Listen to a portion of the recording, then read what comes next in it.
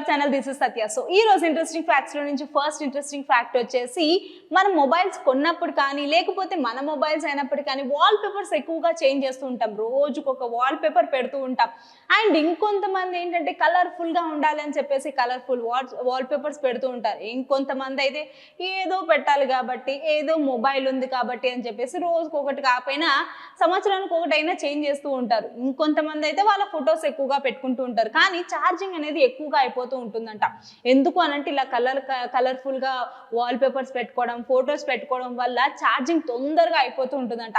మీరు ఛార్జింగ్ కనుక సేవ్ చేసుకోవాలి అనుకుంటే మాత్రం బ్లాక్ వాల్ పేపర్స్ పెట్టుకోండి. కనీసం 15% అయినా సేవ్ అవుతుంది.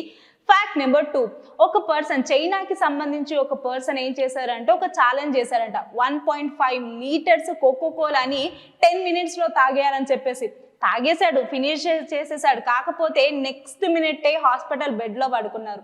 అది కూడా ఒక 5 నిమిషాల తర్వాత చనిపోయారు. ఎందుకు అనంటే సాఫ్ట్ డ్రింక్ చాలా మెల్లగా తాగాలి. కనీసం గంటన్నర తాగినా ప్రాబ్లం లేదు. కానీ స్పీడ్గా తాగేస్తే కనుక లోపల గ్యాస్ ఫామ్ అయిపోయి చనిపోయే అవకాశాలు ఉంటాయి. కాబట్టి సో ఆ పర్సన్ అయితే చనిపోయారు. మీరు ఇలాంటి ఛాలెంజెస్ పెట్టుకున్నారు అనుకోండి, జీవితం మీద ఆశలు వదులుకోవాల్సిందే అనమాట. ఫ్యాక్ట్ నెంబర్ 3, మామూలుగా మనం ఏదైనా ఫోన్ నెంబర్ ఎవరికైనా ఇవ్వాలి అంటే ఎక్కువగా ఆలోచిస్తూ ఉంటాం. అరే మన ఫోన్ నెంబర్ ఎందుకు ఇవ్వాలి అన్నట్టుగా ఆలోచిస్తూ ఉంటాం. చాలా మందికి మనం ఫోన్ నెంబర్ తెలియకుండా ఉండాలి అని చెప్పేసి మ్యాక్స్ అవాయిడ్ చేసేస్తూ ఉంటాం. కానీ ఒక ట్రిక్ నా దగ్గర ఉంది. ఏంటి అని అంటే, మనం ఇలా చేస్తే కనుక మన ఫోన్ నెంబర్ అనేది వాళ్ళకి విజిబుల్గా ఉండదు అనమాట. సో ఎలా అంటే #31#.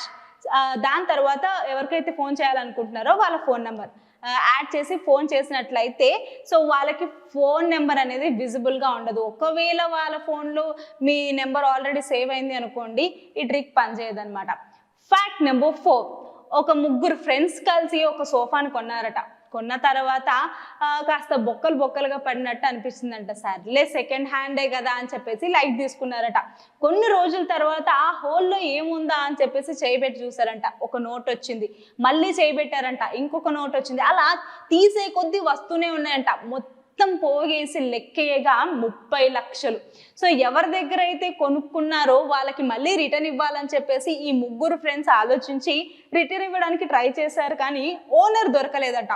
సో ఒకవేళ మీకు కనుక 30 లక్షలు కనుక వస్తే ఏం చేస్తారు, ఇలా దొరికితే ఏం చేస్తారో కమెంట్లో కాస్త కమెంట్ వేసేసేయండి. ఫ్యాక్ట్ నెంబర్ 5, జిలేబీ మనందరికీ చాలా ఇష్టం. ఎన్నిసార్లు తిన్నా కానీ తినాలనిపిస్తూనే ఉంటుంది. ఇండియాలో ఎక్కువగా ఏమి ఇష్టము అని అంటే మ్యాక్సిమం చెప్పేదే జిలేబీ.